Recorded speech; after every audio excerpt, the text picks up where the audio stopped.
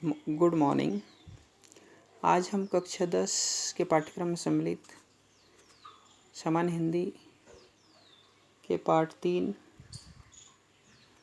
मीरा के पद, जो कि मीरा बाई द्वारा संकलित रचित है, के संदर्भ प्रसंग सहित व्याख्या करेंगे। इसके पूर्व हम इस केंद्रीय भाव को देखते हैं। प्रस्तुत पद में मीरा बाई प्रिय परमात्मा के मिलन के क्षणों को परम प्रसन्न क्षणों के रूप में व्यक्त करती हैं। इस मिलन पर्व को उन्होंने फागुन में खेली जाने वाली फाग के अनुरूप व्यक्त किया है।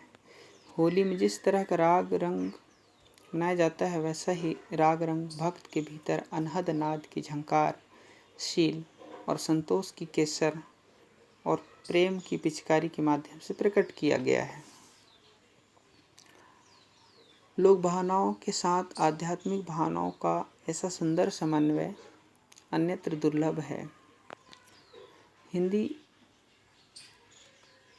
इसके द्वितीय पद में मीरा ने राम नाम की महिमा का गायन किया है। सद्गुरु की कृपा से राम रूपी रत्न प्राप्त हुआ, अब इसे व्यर्थ में नहीं खोया जा सकता। इसे चोर नहीं चुरा सकते या खर्च नहीं होता है, बल्कि और बढ़ता जाता है। अर्थात कृष्ण के प्रति किया जाने वाला प्रेम कभी समाप्त नहीं होता। पद में सद्गुरु की महिमा का उल्लेख भी किया गया है। आइए देखते हैं पहला पद। फागुन के दिन चार रे होरी खेल मना रे, बिन करताल पकावत बाजे अणहद की झनकार रे, बिन सुर राग छत्तीसु गावे रोम रोम रंग सार रे, सील संतोष की केसर घोली प्रेम प्रीति पिचकारी रे, उड़त गुलाल लाल भयो अंबर बरसत रंग अपार रे, घूंघट के पट खोल दिए हैं लोक लाज सब डार रे, होरी खेरी पीयूघर आए सोई प्यारी प्रिय प्यार रे, मीरा के प्रभु गिरधर नागर चरण कमल बलिहार रे। प्रस्तुत पंक्तियों का संदर्भ होगा, संदर्भ हम लिखेंगे। ये पंक्तियां हमारी पाठ्य पुस्तक वासंती भाग 2 में संकलित मीरा बाई द्वारा रचित मीरा के पद से हैं। ठीक है। प्रसंग में इन पंक्तियों का प्रसंग होगा, मीरा बाई ने अपने प्रीतम निर्गुण ब्रह्मा के साथ होली खेलने का उल्लेख किया है। ठीक है। पहली पंक्ति का भाव देखिए। फागुन के दिन चार रे होली खेल मना रे।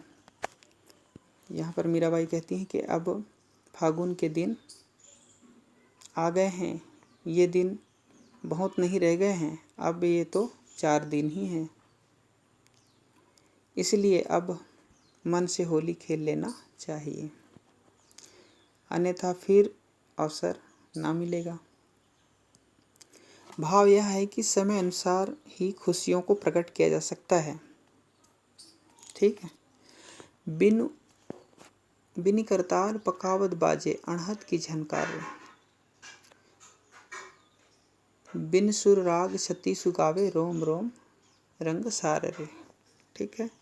बिनु यानी बिना करताल एक प्रकार का यंत्र, हाथों से बजाने वाला यंत्र है। पखावत मृदंग जिसको बोलते हैं, जो ढोलक से थोड़ा बड़ा होता है, लंबा होता है। अणहद एक प्रकार की धुन है। झनकार सुर स्वर, 36 अर्थात 36। ठीक है। यहाँ देखिए क्या बोल रहा है, बिन करतार पखावत बाजे, अर्थात हम कह सकते हैं कि होली खेलते समय बिना करताल के ही पखावत बाजे बजने लगते हैं, अनहद की झनकार होने लगती है, बिना सुर अर्थात स्वर के 3600 राग बज रहे हैं, शरीर के प्रत्येक रोंगटे इस होली के रंग में रंग गए। ठीक है। शील संतोष की केसर घोली, प्रेम प्रीति पिचकारी रे, उड़त गुलाल लाल भयो अंबर, बरसत रंग अपार रे। शील व संतोष रूपी केसर को घोल करके मैंने प्रेम और प्रीति की पिचकारी में इन्हें भर लिया है। इस प्रकार से होली खेलने से सारा आकाश उड़ते हुए गुलाल से लाल हो गया है। ठीक है। घूंघट के पट खोल दिए हैं, लोक लाज सब डारे रे, होरी खेरी पीऊ घर आए। पीऊ अर्थात प्रियतम को बोला गया है यहाँ पर। सोई प्यारी प्रिय प्यार रे, मीरा के प्रभु गिरधर नागर, चरण कमल बलिहारे। इसमें विविध प्रकार के प्रेममय रंगों की वृष्टि होने लगी। हृदय रूपी घड़े के पट अर्थात पर्दा को मैंने खोल दिया, क्योंकि इस आनंदमय रस में जब मैं भीग गई तो मुझे किसी प्रकार की लोक लज्जा नहीं, अर्थात मैंने सभी प्रकार की लोक लज्जा का परित्याग कर दिया था। इस होली के खेल लेने के बाद मैं अपने प्राण प्यारे के घर आई। तब हम दोनों प्राण रूप से परस्पर प्रिया के रूप में पहले की तरह आनंद मग्न हो गए। मीराबाई कहती हैं कि कमलवत चरणों वाले गिरिधर नागर अपने प्राण प्यारे श्री कृष्ण के चरणों पर मैं इस तरह बली जा रही हूँ। कहने का भाव यह है कि जीवात्मा परमात्मा से मिलने के लिए जब प्रेम पूर्वक प्राणवत समर्पित हो जाती है, तब उसे परमात्मा का साक्षात्कार अवश्य होता है। वह उसमें लीन होकर अत्यंत आनंद की अनुभूति करती है। फिर उसे इस संसार में आने की कोई आवश्यकता नहीं होती है। ठीक है। यहाँ पर ब्रजभाषा का प्रयोग हुआ है। ठीक है। अगली पंक्ति देखिए। पायो जी मैं तो राम रतन धन पायो, वस्तु अमोलक दी मेरे सद्गुरु, करी कृपा अपनायो। जन्म जन्म की पूंजी पाई, जग में सवै खुआयो, खर्चे नहीं कोई चोर न लेवे, दिन दिन बढ़त सवायो। सत की नाव खेवटिया सद्गुरु, भव सागर तरी आयो, मीरा के प्रभु गिरधर नागर, हरिक हरिक जस गायो। बहुत ही सिंपल और सामान्य तरीके से इन पंक्तियों का हम अर्थ समझते हैं। संदर्भ पूर्वत ही होगा, संदर्भ क्योंकि मीरा के पद से ही ये पंक्तियां हैं इसलिए। और प्रसंग जरूर यहाँ पर हम कह सकते हैं कि इसमें मीराबाई ने कहा है कि राम की प्राप्ति को एक अनमोल रत्न के रूप में प्राप्त होने के प्रभाव का उल्लेख इसमें किया है। व्याख्या। मुझे राम रूपी रत्न का धन मिल गया है। यह बहुमूल्य वस्तु हमारे गुरु ने कृपा करके मुझे दी है, जिसे मैंने तन मन से ग्रहण कर लिया है। करी कृपा अपनायो। ठीक है। यह वही संपत्ति है जिसके लिए मैं जन्म जन्मांतरों से लालायित थी।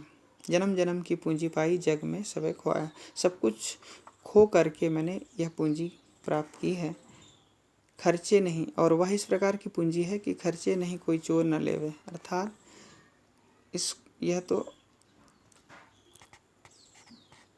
यह इस प्रकार की पूंजी है कि खर्चे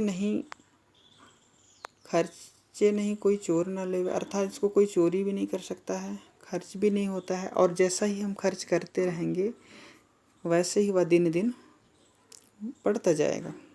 ठीक है ना। सत की नाव खेवटिया सद्गुरु, मेरी सत्य की नाव है जिसका खेने वाला सद्गुरु है, इसलिए मैं इस भवसागर से पार हो गई हूँ। मीरा कहती हैं कि मेरे स्वामी तो गिरधर नागर हैं, जिनका मैं हर्ष करके यशगान करती हूँ। ठीक है। इस प्रकार से मीरा के पद के भावार्थ आपको समझ में आ गए होंगे। धन्यवाद।